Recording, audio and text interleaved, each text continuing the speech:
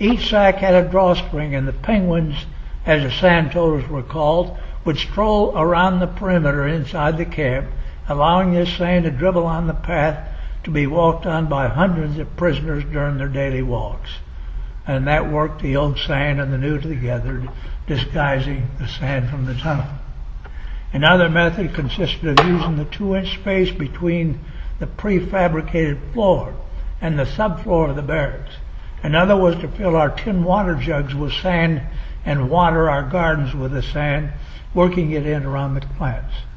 During warmer weather, trouser pockets were fitted with drawstrings, and the pockets filled with sand and then dribbled on the perimeter by the penguins.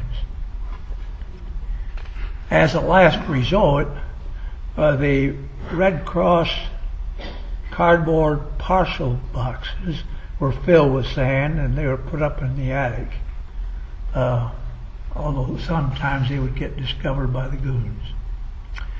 I worked on Harry, as I said, for about 3 months, because in October of 1943, the Americans were moved into the New South compound. About 6 months later, the British broke Harry, and approximately 76 British escaped. All but 3 were captured and shot.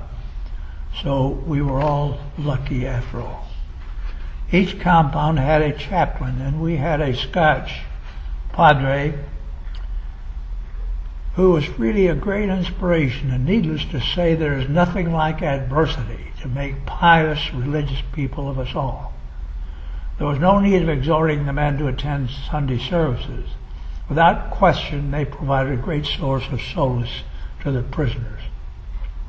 While escape activities were encouraged, it was not because of the success rate, but rather it provided the men with activities which occupied them so that they could forget the boredom and nagging hunger, although no one starved, the frustration of confinement, the overwhelming annoyance of individual idiosyncrasies with which each and all of us were faced 24 hours a day. There was no escape from that except escape. During the winter of 1944, I noticed that one of the gates leading into our compound had been closed, but no barbed wire had been placed in the gap. I thought the ruts formed by the wagon wheels bringing in provisions provided a sufficient space for a person to crawl under the gate. And this gate was located about 30 feet from one of the guard towers, and the tower bordered the parade ground where the prisoners assembled twice a day to be counted. Another prisoner and I determined that if the attempt were made during the countdown, and a diversion could be created for the guard tower by some of the other prisoners engaging in a snowball fight during their assembly, we could get through the fence undetected. We submitted our plan to Colonel Goodrich, and after some modification, he approved it. We made a number of dry runs, timing everything to the split second, and were to emerge from one of the barracks at a specific time, and one of the observers was to give us the on-or-off signal. At the moment that we were to cross the warning wood rail fence, another observer was supposed to give us the last on or off signal. On the appointed day and during the afternoon countdown, we began our effort. First observer gave us the on signal. We turned the corner of the barrack and came almost to the point where I would vault the rail fence. At that moment, the other observer was to be located at the end of one of the barracks, and if he was standing, the deal was on, and if he were crouching, the attempt was off. It was my job to check the last observer. In a split second, I had to check for the signal, saw no one crouching among the milling prisoners going to the countdown. So I vaulted the rail fence and started to crawl under the gate, only to find that the space was not quite as generous as I first thought. In squeezing under, I shook the gate, and the guard in the tower, undistracted by any snowball fight because it had been called off, the observers had given us the wrong signals. Felt the tremor, turned around and saw my buddy outside the gate, reached for his gun, saw me between the fences and started to fire. Fortunately, his gun jammed, and I immediately jumped to my feet and yelled, "Camarade, I surrender," at the top of my lungs. Well, We were promptly escorted to the cooler, where we were confined in a windowless room on bread and water for 14 days, which was a routine punishment for an escape attempt. During that time, a German sergeant in charge of the cooler, a Nazi, came in chortling about the German attack in the Argonne Forest. The Germans had taken 20,000 Allied prisoners, he said, in 4 hours, and were going to push the Allies into the sea, capture the supplies at Antwerp, and then take care of the Russians on the East Front. Our perspective was so dulled by months of imprisonment that the resulting distortion convinced us that we were going to be there indefinitely. And I remind you that the large number of mostly college-educated officers, air crews, provided a rich pool of talent for any task. And one marvels at the ingenuity of the human mind when adversity compels it to adjust and solve what may be thought of as insuperable problems under normal conditions. Indeed, necessity is the mother of invention. I've already mentioned the engineering expertise of the tunnel designers. Tools were fashioned from tin cans. Ordinary butter knives were tempered and teeth filed with files stolen or bargained from the ferrets. One could cut through a 4x4 beam with such a saw. Other committees were assigned the job of forging various passes needed while escaping.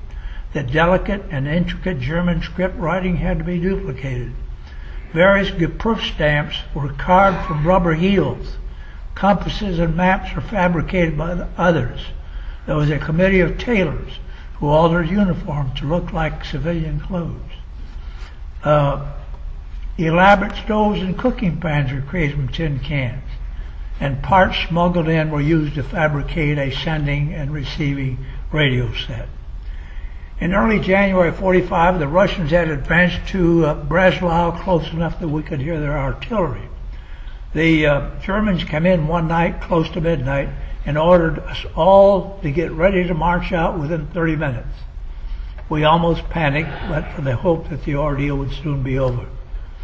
In 4.5 days, we were marched a total of 62 miles in a blinding snowstorm in bitter cold.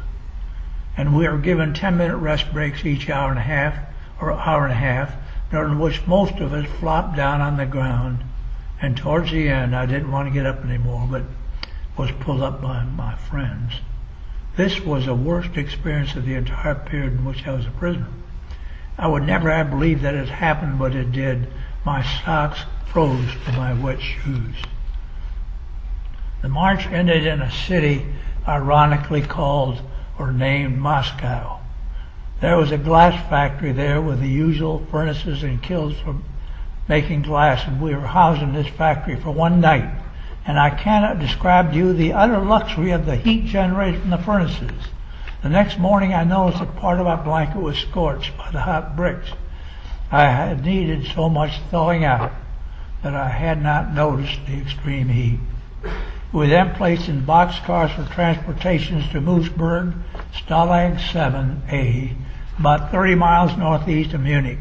That too proved to be an ordeal because we were packed in so densely that we had to lie down in shifts. And exacerbating that condition was a great interval between the rest stops during which we could relieve ourselves. We were shuttled around the German rail system for 2 days before we arrived at Stalag 7, and were initially in a holding compound where we were deloused, that is, given showers, before being assigned permanent huts. This compound had only one fence, and 3 of us decided to cut the fence and escape. So we employed a couple of German-speaking prisoners to engage the perimeter guards in conversation to distract them, and I cut the fence and the 3 of us escaped.